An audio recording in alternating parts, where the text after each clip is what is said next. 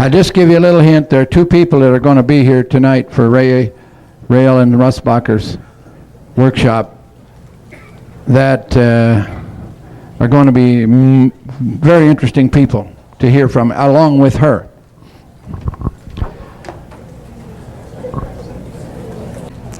And it's a very odd feeling because I go on Capitol Hill and it's as though the atomic bomb has been exploded and everybody has, or the neutron bomb, and everybody has been wiped out. And I think the reason I have that feeling is that I have known for many years that the government is not in Washington. It's really in London. And that's why the subtitle of my Secrets of the Federal Reserve is The London Connection. And my subject today is murder by injection, the medical monopoly, the drug trust. And in order to talk about the medical monopoly, you have to talk about the money monopoly. And the money monopoly, of course, is the Babylonian debt system of slavery through money, which is 5,000 years old. And I was very glad to hear Rayelan Russbacher speak about the fact that this is a 5,000 or 6,000 year old conspiracy. I have that in my book, The Curse of Canaan. And also, when she stood up here and told you that the only program that the government has is to exterminate you 250 million Americans, I have to agree with her. And in fact, in 1984, when I published The World Order, that was my conclusion. After the whole book, the last paragraph was that they do have a program of mass extermination for the American people. Now, the government that we have, this shadow government, this hologram government, if you wish, has really ceased to exist. And I say that for two reasons. I was I think the only person to ever point out that the function of government is to protect the gene pool and to protect the borders of the nation from invaders who would contaminate the gene pool. And in fact, this is the basis of all law. If you look at ancient Roman law, what was the origin of Roman law? And I have this in my book, The Rape of Justice. The origin of Roman law was to protect the gene pool. The patricians passed laws because they were the most active and the most energetic and the healthiest of the people. They passed laws forbidding their families to intermarry with the plebeians. And who were the plebeians? They were simply people who didn't know who their parents were. In other words, bastards. So naturally, the patricians did not want their gene pool contaminated by these bastards, so they passed laws. And Rome went through the same process of liberalization and socialism that we have here today, where the plebeians agitated for several centuries to overthrow the laws that the patricians could not be allowed to intermarry with plebeians. And they finally annulled those laws, and that was the beginning of the end of the Roman Empire as we know it. Several times, and it's being said more and more now, if we don't retain or regain many of the freedoms that we've lost and are in the process of losing, we might not have another conference like this a year from now. Elia Wise, as you've got in your program, was unable to be here this year because she became, as I said in the newsletter, somewhat or slightly pregnant. Rayelan Russbacher is going to take her place. She's not pregnant. We're pretty sure. Okay, enough of that. Her story is serious, and you need to hear it. Rayelan Russbacher and the story of her last 3.5 to 4 years is one that is absolutely beyond belief, except that it's really happened. And it's in this country, supposedly the land of the free. I don't want to say any more because she can tell you the whole story. Welcome, will you, Rayelan Russbacher of Squaw Valley, California.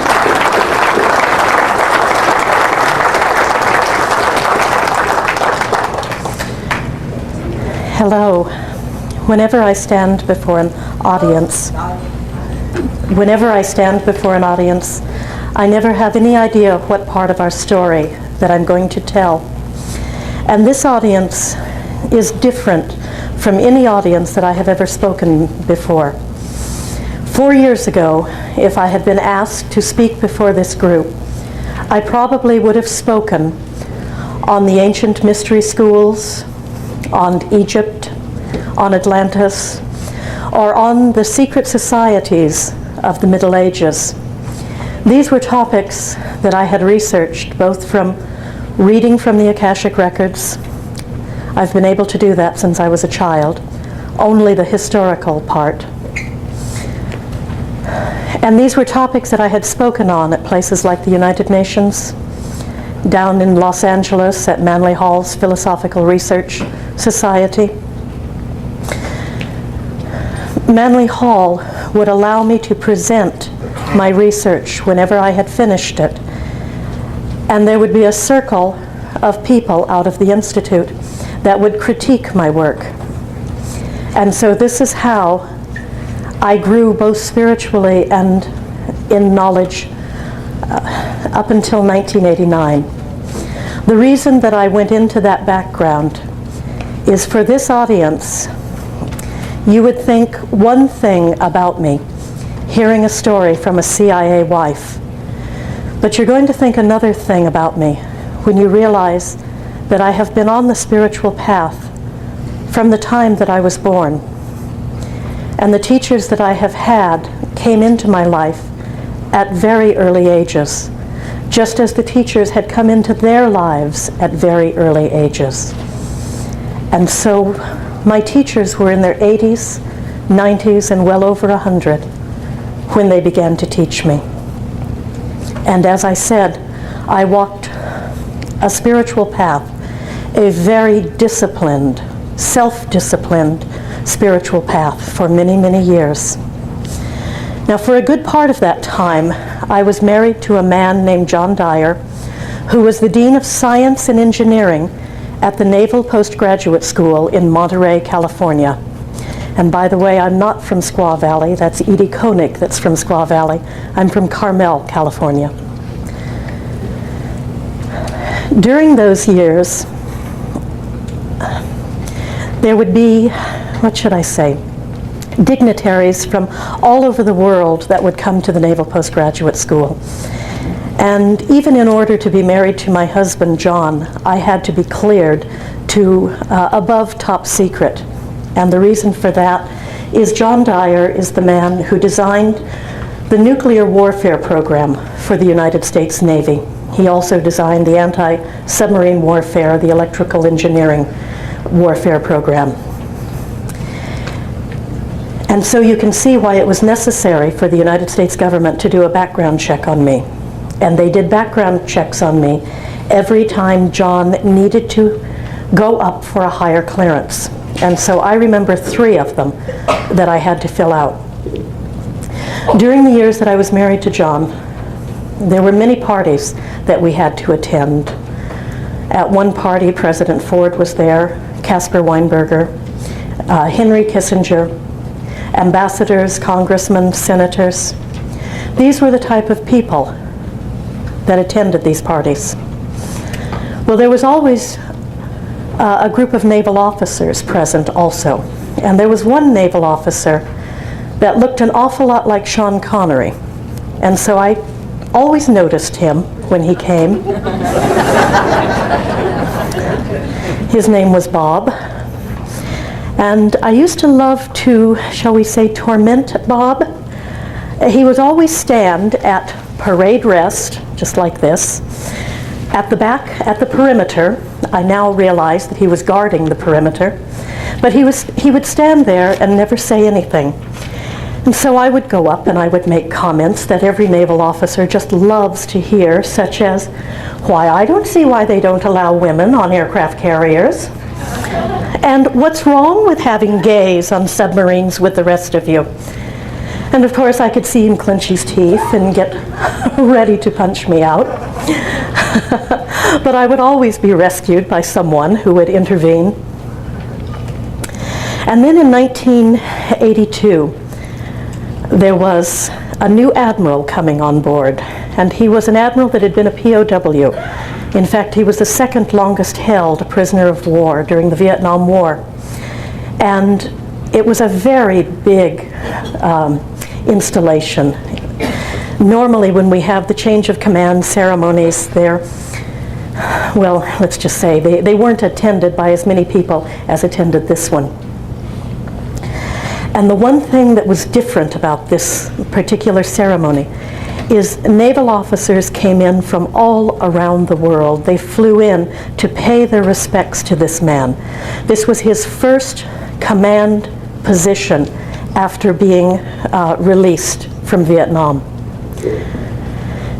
And so the officers made a U shape around the podium. It was held outdoors in a very beautiful setting. And all of these naval officers that had flown in were dressed in their dress blues, and they all had their swords at the side. Well, at the end of the ceremony, my husband John needed to go upstairs to get his briefcase. And we walked down the hall to his office, and I stopped in the ladies' room. And as I started out the door of the ladies' room to go back into the hall, there was a sword fight going on in the hall. There were two of these naval officers dressed in their dress blues, and they were having a sword fight. Well, one of the naval officers was the man named Bob, the one that I said looked an awful lot like Sean Connery in those days. Well, he was a lot better swordsman than his opponent and quickly disarmed his opponent, and then a third officer came running up with a couple of snifters of cognac, which he handed to Bob, and Bob quickly salutes me and is just about to speak when my husband John appears, grabs me by the arm, takes a look at Bob, and says, "That's my wife, sailor. Touch her and you're a dead man." And then he pushes me down the hall in front of him, and I said, "Who is that man?" He said, "He's just a spook. Don't have anything to do with him." Well, my husband John had two terms for people in the CIA. One was intelligence officer, and one was spook. And I knew that if he referred to someone as a spook, that was someone that he couldn't stand. Probably because he knew some of the operations that spooks go on, the deep cover operations. Well, skipping ahead a little bit, my husband John died in his sleep in 1988. And for the year of 1989, I traveled around going through my grieving and recovery and giving lectures and workshops and still seeing my clients. And I was on my way through Medford, Oregon, up to Seattle, when I stopped at a motel called Nindel's.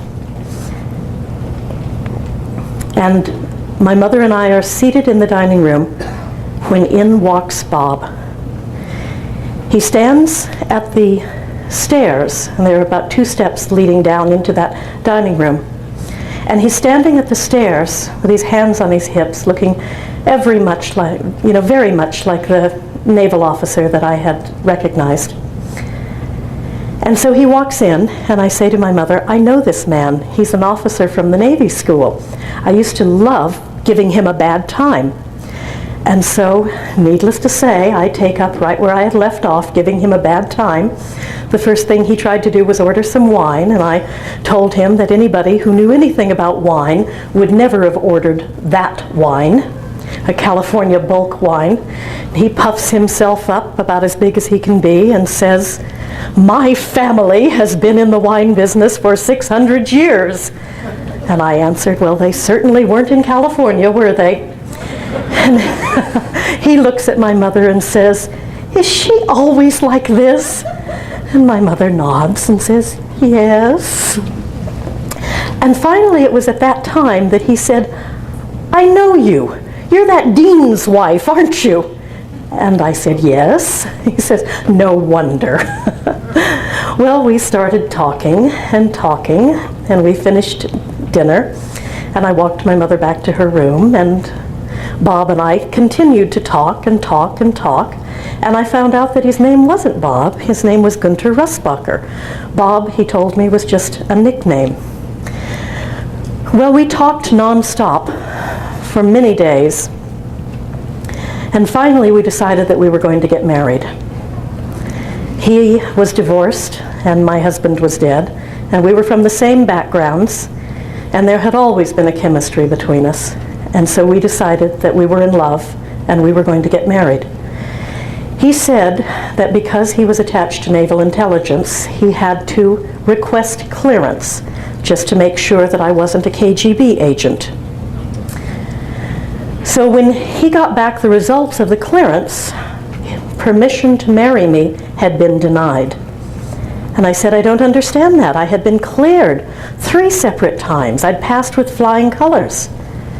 And he said, but that was before you began investigating the CIA. At that moment, the moment that we requested permission to marry, I was working with Barbara Honegger and a CIA contract agent named Richard Brennicke. The work that we were doing was trying to prove that Ronald Reagan's 1980 presidential campaign conspired with Iran to delay the release of the 52 embassy hostages so that Jimmy Carter would be embarrassed in the eyes of the American people, and that Ronald Reagan would squeak by and win the presidency. And of course that is exactly what happened. And for those of you who remember the swearing in of Ronald Reagan, you will also remember that at that same time those 52 embassy hostages were freed. And I think that everyone who saw that had the question in the back of their minds, was there a connection? Why did the Ayatollah free those 52 hostages just as Reagan was being sworn in? Well, that was the work that we were working on. As I said, Richard Brennicke, a CIA contract agent, was a friend of mine, and he had just been charged with lying to a judge because he had gone to the aid of another CIA agent who was involved in a money laundering CIA scam. He was following the orders of his CIA control officers, and yet he had just received 42 years in prison for following orders. And so Richard Brennicke went to his defense, and immediately Richard Brennicke was charged with a crime that could have put him in prison up to 15 years. So that was the reason that permission was denied to us. My husband said, Gunter told me, we've got a choice. Either we can do what they say and separate for 2 years, and God knows if either of us will ever survive the 2 years, or we can take my plane right now and get married and face the consequences later. At the time, we had no idea what the consequences would be. Consequences so horrendous, so evil, that I can barely believe that either of us have survived these last 4 years. We took the plane, a small modified Learjet painted black with red and silver pinstripes, and flew to Reno. We were married, and an hour later we're on the jet headed back to Seattle.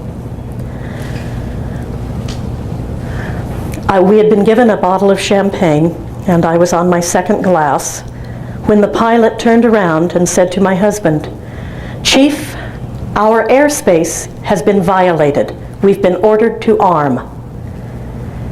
And I thought to myself, what Navy intelligence officer flies around in a plane that can arm itself? What kind of a Lear jet can arm itself? I notice my husband looking out the window, and so I look out also. And the fuel pods on the wingtips suddenly began to open, and black missiles extended out of the wingtips. My husband walked forward at that point. I heard the co-pilot say, "Missiles extended, nose cannon fully armed." The pilot turned around and said, "A small prop job has invaded our airspace. Nellis has scrambled a brace of fighters." I was speechless. I had no idea what kind of an airplane that I was on. My husband took my hand and led me back to the couch in the back of the plane. When I sat down, the only thing that I could say was, "What kind of a plane is this?" Because he knew that I had been researching the CIA, because he knew that Richard Brennecke was a friend of mine, he figured that there was no way that he could lie to me. And so he said, "Honey, this is the Blackbird. This was William Casey's personal plane until he died in 1986. And for those of you who don't know that name, he was the director of Central Intelligence. He was also Ronald Reagan's campaign manager, and he is the man that I believe was the one responsible for the delay of the release in the 52 hostages, he and George Bush." My husband went on to say that after Casey died, the plane's been given to me. And I said, "But I don't understand. Why would a CIA plane be given to a naval officer?" And he said, "Up until 1986, I was the number 3 man in the CIA." And I shook my head and I said, "But I've never heard your name before. I know the hierarchy of the CIA. I have studied them. I don't know who you are." And he said, "The hierarchy of the CIA that is published is just the names, the figureheads. The real power is the 80% of the CIA that nobody knows exists. The covert black cover arm of the CIA." He went on to explain that in 1986, one of the airplanes that he owned under an alias, the alias of Robert Andrew Walker, the Bob that I knew, he said that that airplane, a C-130 cargo plane based out of Mena, Arkansas, co-owned by a man named Barry Seal, had crashed in Nicaragua. Now, many of you remember this crash. It was the beginning of the Iran-Contra scandal. There was one survivor, a man named Eugene Hassenfuss. They found all sorts of incriminating documents on that plane that linked the arming of the Contras directly to the CIA. And so another Watergate-type scandal appeared in America. Because my husband was a direct connection to that scandal, the CIA decided that they had to distance themselves from him and they had to discredit him. He had been running a stock brokerage firm out of St. Louis at that time, a company called National Brokerage. And so they shut National Brokerage down and they charged him with stealing by deceit, with being a con man.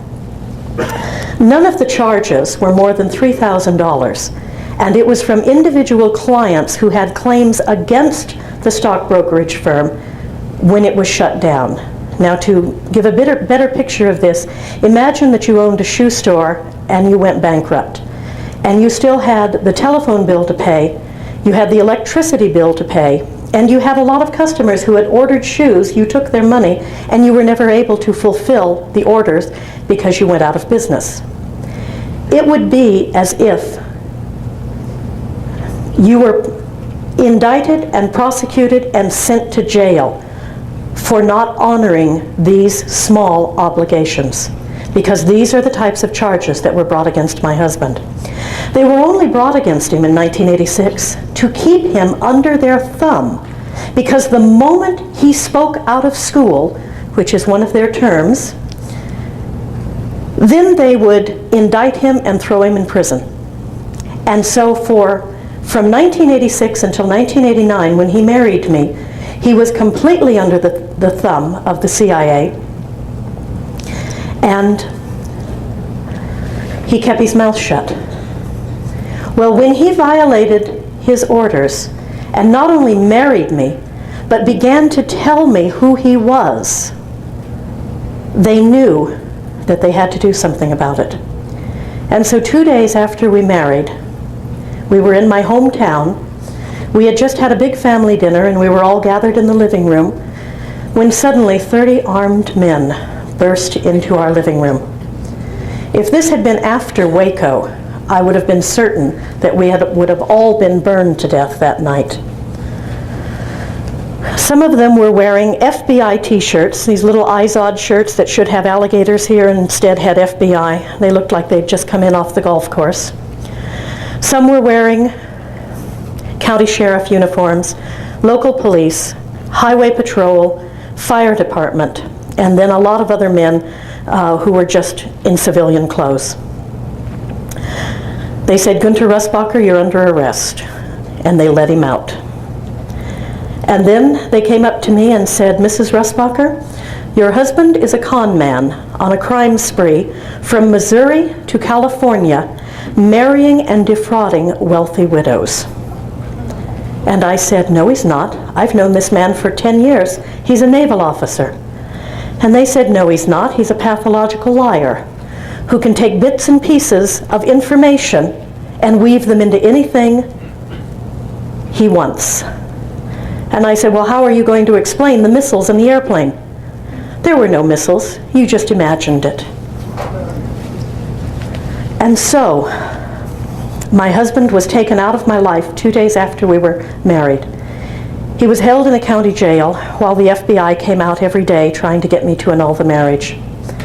And of course I was so shaken, and I was living in a small town at that time. I'd moved to my hometown of 3,000 people. It made the front page in the small town. You can imagine the pain and humiliation that my family experienced. I came very close to believing the FBI because they were very, very convincing, and I thought that I had just fallen victim to a very good con artist. But I said to myself, if he's a con artist, why did he marry me? He knew that my late husband didn't leave me anything. What is he trying to get out of me? And so I knew that I had nothing except my career that he could. There was no money, in other words. Why in the world would a con artist marry a woman with no assets? And yet the FBI came back with their annulment forms trying to get me to annul the marriage. Well, I filled them out, but I didn't sign them. They drove them up, got him to sign them, and just said, "Well, give us a call and we'll go down and we'll testify to the judge that you were a victim and you can get out of this and nobody will be any the wiser." Well, instead of doing that, I called up my friend Richard Brennicke, the CIA contract agent, gave him a description of Robert Andrew Walker. Because I had also seen the FBI rap sheet, I gave him all 26 aliases that I had written down. Richard said, "I'll call you back in a bit." He called me back a few hours later and said that he had put it out over the wire through to his friends, Mossad agents in Israel, Mossad agents in Vienna, CIA agents around the country, and the word was I'd married the banker of the CIA. Shortly after that, I got a telephone call from a girlfriend who said, "One of my friends wants to meet with you." And she gave me the name, and I knew that this man was an Army intelligence officer. I'd known him for years. And my girlfriend said, "He's got some advice for you how you can get yourself out of this mess and still keep your husband." And so hearing that, and my husband had been in jail for about 3 months at that time, maybe 4 months. He'd been held in county jail, and now he was back in Missouri. They'd taken him back there. And through the lawyer's fees and the money mysteriously disappearing out of my bank account, and of course he was hit with IRS liens that took all of his money, all of his property, we were virtually penniless at that time. And so I wanted the situation over as quickly as possible. And so I drove to San Francisco, and I met with this Army intelligence officer, and he said, "You've married the banker of the CIA, and they don't want you married to him. And if you don't divorce him and disappear for 2 years, you're going to be killed." And he went on to say they can't kill him, because if they kill him, he's got all the secret account numbers in his head, and they're going to lose billions of dollars. But they can kill you. And so I'm walking up and down the streets of San Francisco with this man. He said, if they wanted to kill you with a sniper, there would be a sniper on one of these roofs with a silencer, and there'd be a bullet through your head. And if any of you watched the Randy Weaver story last night and know about the FBI assassin who put the bullet through Vicki Weaver's head, you know that there are assassins that work for this government who do nothing but assassinate American citizens. I didn't know that at the time. I was naive. He went on to say, after you're dead on the street, he'll break down the rifle and he'll drop a piece in this sewer and a piece in that sewer, and he'll be on a plane back to Eastern Europe, and no one will ever have any idea who killed you or why. Then he says, and when you're on the way home tonight in your car, you'll have a crazy driver go by you at 100 miles an hour, and he'll run you off the road, and you'll be so thankful that you have survived being run off the road that when the smiling man opens your door, extends his hand to help you out, you'll be grateful as he reaches in and snaps your neck and turns around and says to the other people, if there are any witnesses, she was dead when I found her. And then, as we begin to walk back to the apartment, I feel something coming up underneath my ribs, underneath my heart. It was such a powerful blow that I thought for sure I had been stabbed. Instead, he pulls his finger out and says, if this had been a knife, it would have gone straight into your heart and you'd be dead by now. And so at that point I said, what do they want me to do? And he said, just stay gone for 2 years. So I drove home, scared to death the entire time that I would be run off the road. And I said to my husband, Gunter, when he called that evening, they want me out of your life for 2 years. If I don't leave, they'll kill me. He said, wait a minute. Let me check on some things. Let me see who's behind this, and I'll get back to you. Well, he did check on things, and that began the beginning of my SEAL team contingent that is with me at all times. I have anywhere from 8 to 24 Navy SEALs around me, depending upon the seriousness of the situation. Well, it wasn't long after that I was driving my Peugeot, and suddenly I hear a clunk in the car, and I don't have any idea what happened, but I pulled over to the side of the road, and when I stopped the car, the front end of the car fell down, and I realized that the wheel had come off my car while I was driving. There is no way that a Peugeot wheel hubcap can be removed without a special wrench. It's not like American cars that you can snap them off. Well, that was the first attempt on my life. Later on that month, Gunter was released from the county jail in a plea bargain and placed on probation. I now realize that the reason that he was released was because the United States government needed him for a mission. We were ordered to Offutt Air Force Base, and on Offutt Air Force Base, we were given a luxury suite, bedroom, small kitchen, living room, right next to William Webster, the Director of Central Intelligence, and on the other side was Brent Scowcroft, the National Security Advisor. For a short time, George and Barbara Bush were across the hall from us. We were very happy to have that room. It was our honeymoon. It was the first time that we had been together in 11 months. And so I didn't really care that the Director of Central Intelligence was on one side and the NSA was on the other side. I was with my husband. I loved my husband. And I wanted to be with him. One morning we got a call from William Webster saying he wanted to meet us for lunch. And so we walked in and we were met by a colonel who took us into the back room and said, "Sit there." And so we sat there, and they didn't bring us water or menus or anything. We sat there. The place was entirely empty except for us. William Webster walked in, sat at another table. They brought him his lunch. He ate his lunch, nodding to us the entire time. We're sitting there, no water, no menu, no utensils, nothing, at a very hard, hard plastic chairs, while he's sitting in the very luxurious soft chairs. He finishes his dinner and he gets up and he leaves. And I said to my husband, "Is this what having lunch with the Director of Central Intelligence is?" Well, the next morning we get the phone call. We do the whole thing all over again. The Army colonel sits us at the same table, but that time William Webster walks up to our table. He shakes hands with my husband, and my husband says, "Bill, this is my wife, Ray." However, at that same time, an Air Force general, a 4-star Air Force general, runs to his side, whispers something into his ear, and drags him away to a table about 3 feet from us.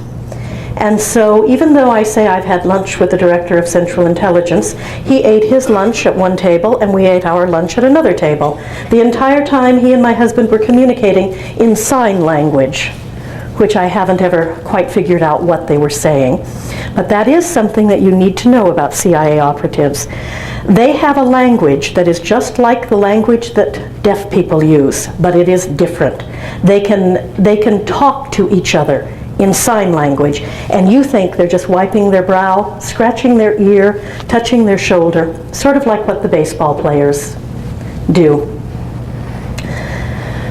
Well, after a few other experiences on that base, I had just about had my fill of being under their eye at all times. And so I told my husband that I am getting out of here, I am leaving, and I don't care whether you come with me or not. Well, he decided that he would accompany me, and we drove from Omaha, Nebraska to Reno to have another honeymoon without the Director of Central Intelligence listening to every word we said to each other. When we got there, my husband said, "Well, I've got to pick up a flight suit because I've got to fly the Big Bird." And I said, "What do you mean pick up a flight suit?" "I don't know anything about this." And he said, "Well, that was the agreement that I made for getting out. I would fly this mission to Moscow in an SR-71. And so this is the first I've heard that he even knew how to fly SR-71s.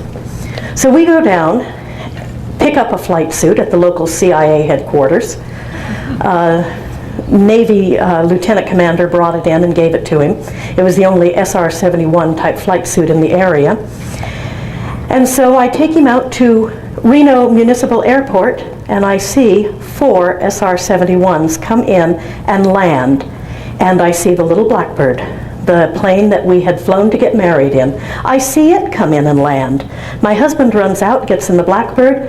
The 5 planes line up abreast on this municipal airport and take off straight, almost straight up. It's called a military takeoff. The whole thing could not have been there for it couldn't have lasted for 10 minutes. It was almost like it didn't even happen. Well, he gets back from the mission. It was a mission to Moscow. And by the way, this mission was July 26th, the day after April Glaspie had her famous meeting with Saddam Hussein, the meeting which was never released to the American public. And we've got a Democrat for president now. Why doesn't he release the notes of this meeting to the American public? Well, after my husband returned from this mission to Moscow, in which he carried a treaty to Mikhail Gorbachev, one that had already been signed by George Bush, The telephone rang, I answered it. A man named Admiral Rader said, "Mrs. Russbacher, we've decided that we're going to clean up your husband and keep him in the Navy. After all, we're going to promote him to Admiral and give him a command. And in 2 years, he'll be able to retire full Admiral, or Rear Admiral, with full benefits." And he said, "All you have to do is report to Castle Air Force Base for a debriefing for the mission and for his command ceremony." Well, like the innocents being led to the slaughter, we followed instructions, reported to Castle Air Force Base in Merced, California, and instead of being met by the people who were going to promote him to Admiral, we were met by the same FBI agent that had arrested him a year before, and he was arrested for impersonating a naval officer. And I said, "We've just been with the Director of Central Intelligence. How can you do this to this man? You know who he is." He says, "He's just a con man. He's conned you. That wasn't William Webster you met. I don't know how you guys got on off it, but he's just a con man." And as he was leading my husband down the stairs, he said to my husband, "Oh, don't worry about these charges. We're not going to press these charges. We could never make them stick. We're just using them to get the state of Missouri to revoke your probation and put you in prison for 21 years. And this is where my husband is right now. During the re-election, when we began releasing things about George Bush, there was an attempt on my husband's life.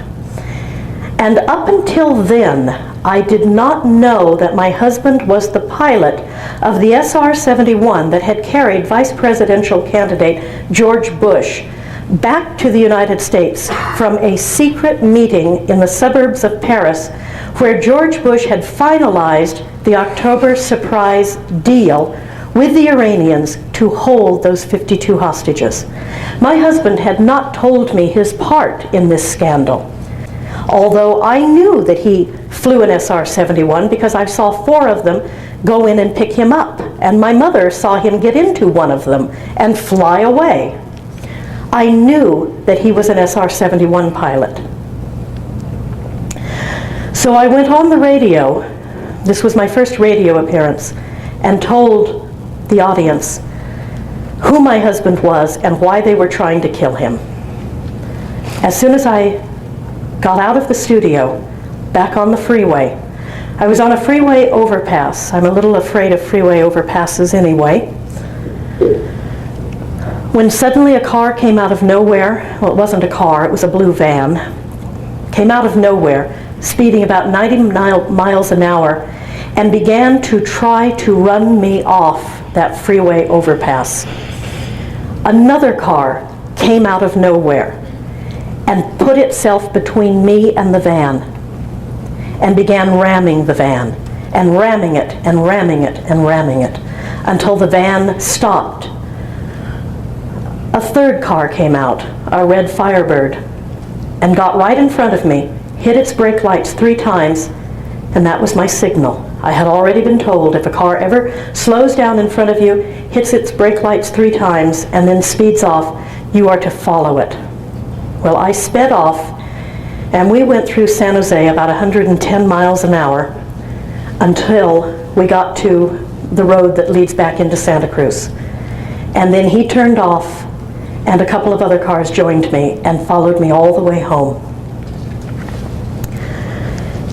After that attempt on my life, we began to release even more information, because all of the whistleblowers that I knew said the only way for you two to stay alive is to keep releasing information and keep your names in the paper, keep on radio, keep on television, so that if something happens to you, there'll be so much heat that the people who kill you won't be able to handle the heat. And so we followed the advice and we did this. It was right at a time when my husband was negotiating to release the cockpit video of him and George Bush in the SR-71 flying back from Paris. You see, every SR-71 has a black box that is not just a voice recorder, it's a video and voice recorder. So he had a visual record of George Bush in the back seat of that airplane. I was in the parking lot of a supermarket, just about to load my groceries into the trunk of the car, when a van rams into my car. 3 men leap out of the car, and without warning, there's another man behind me, and there's another man in front of me. The man in front of me says, "Ma'am, would you like me to unload your groceries for you?" He says that while he is staring menacingly at the 3 men that are approaching me. The 3 men that are approaching me get back in the van and run away. I look over my shoulder just long enough to see the man behind me run away, and then the man who had unloaded my groceries joined him as they leaped into a car and took out after the van that had rammed into me. I found out later that the 2 men that were on my side were part of my SEAL team, and they had appeared out of nowhere in seconds. My husband is currently in the Missouri prison. Even though we have a new administration, he is still being held. He is being held because he knows too much, and people are afraid that he will talk. It is not just that he knows scandals about Republicans and Democrats, but he also knows scandals about the Federal Reserve System.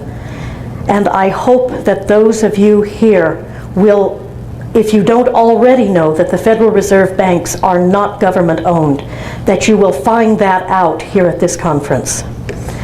I will be speaking a little on that on the workshop that I am giving, but Eustace Mullins will cover it far more than I'm going to. Not only does he know about the Federal Reserve, but he knows about the bankers and the oil men who are behind every form of evil that is being perpetrated on the American people. The IRS is the collection agency for the Federal Reserve Bank. The same international bankers that own the Federal Reserve Bank are behind the American Medical Association. Why do you think we have the type of cancer treatment that we have? It is because the people who have leftover waste, such as fluoride from the aluminum that gets dumped into our waters, that actually causes cancer and tooth problems, people who have the leftover byproducts of industrial waste need to do something with them. And so they give them to cancer patients as treatment. The same people who are behind the Federal Reserve are truly behind every heinous, evil aspect that is pervading American life right at the moment. From the television programs, the movies, the violence, the sex, the pornography, the debasement of our society, the breakup of the family. This all isn't an accident. And my husband is the one man that can link all of this together because he's been to the meetings, he's seen it all, and he has now awakened and is trying to tell the American people what is going on here. At the moment, as I said, he is in a Missouri prison serving 21 years. A couple of days ago, he had a second parole hearing. The first one we had, back in June, was denied. Suddenly, 1 month later, a reconsideration hearing happens. Now, why did this reconsideration hearing happen? It was because new evidence was released. The new evidence came over the American Patriot Fax Network in the form of a letter from the former Secretary of State of Missouri. And one paragraph of the letter said, "We know there are no grounds to pursue these charges, but once we hold the press conference and make our statement, he will be totally discredited and nobody will believe them. And if you go ahead with this, talking to the prosecutor to whom the letter is written, we'll make you a judge. I've already cleared it with the Republican committee." And so right at the moment, there is a grand jury convening to indict most of John Ashcroft's cabinet. I'm not sure what the charges are. My husband is going to be one of the key witnesses. The grand jury convenes tomorrow. He testifies tomorrow. Today, representatives from Missouri were with him trying to work out a deal with him that is satisfactory to him. He has been submitted to some of the most heinous and cruel treatment while a prisoner. He was beaten with nightsticks just like Rodney King was beaten. And he was beaten because Ross Perot stuck his nose in, pushed the governor around, and they took out their anger on my husband with nightsticks. They broke his foot in 3 places, put a cast on, which they left on for almost 90 days. They threw him in a strip isolation cell that had cockroaches. The cockroaches crawled inside the cast, laid eggs, began to eat his flesh to the point that he still has scars. In addition, he has a heart condition. They consistently prescribed the wrong medicine and then withheld it. What they were trying to do is create a heart attack so that he would die. And if you remember, I said I met him in 1982 at the change of command ceremony for a POW. Well, the reason all of these men were there is most of them had been POWs also. My husband was a POW. He had his fingernails repeatedly pulled out until they do not grow back. This Democratic administration in Missouri knew that, and yet they assigned him to kitchen duty, which required him to put his hands in boiling water with lye soap. It caused his fingers to swell up, to burst. The pain was excruciating. The stress on his heart was excruciating. My husband is an Austrian citizen. He didn't used to be, but they revoked his American citizenship to try to deport him. Well, his godfather was Kurt Waldheim, and so I begged Kurt Waldheim to do something and get involved. The state of Austria, the government of Austria, filed a formal diplomatic complaint with the State Department, and my husband was released from kitchen duty. But now, with his heart condition, we are fighting 108-degree weather. They do not air condition prisons. Prisoners have no rights whatsoever. I think everyone here in this audience should visit someone in prison to find out what American prisons are like. They are worse than Russian gulags. And so day by day, we live our lives, not knowing whether one or the other of us is going to survive that day. My husband had a heat stroke yesterday and passed out.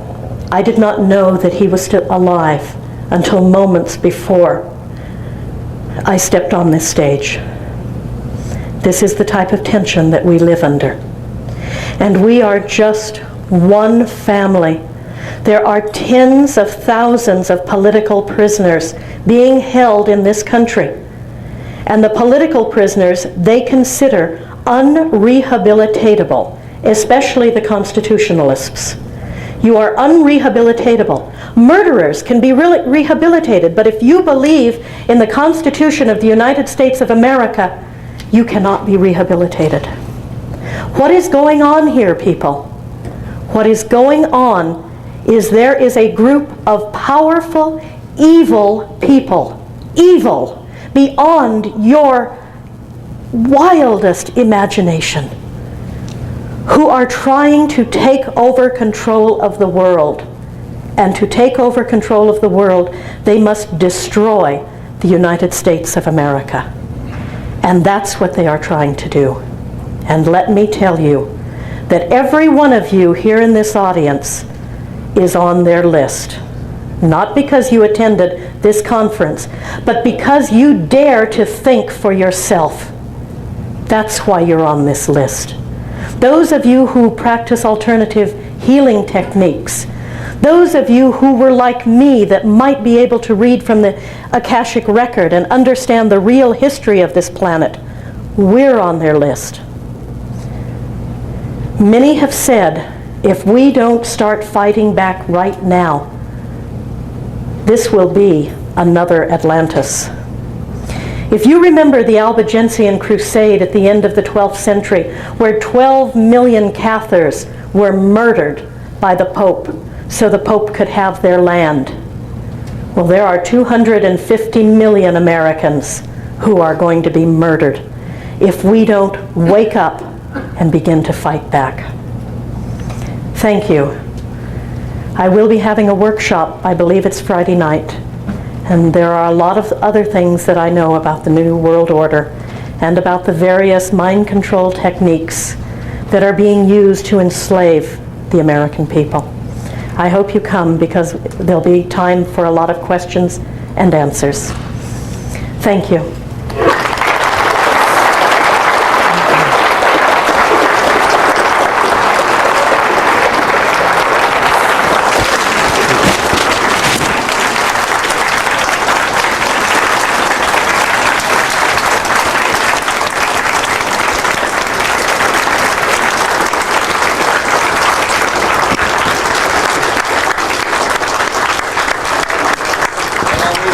That's ready to go. I took it out. Thank you very much.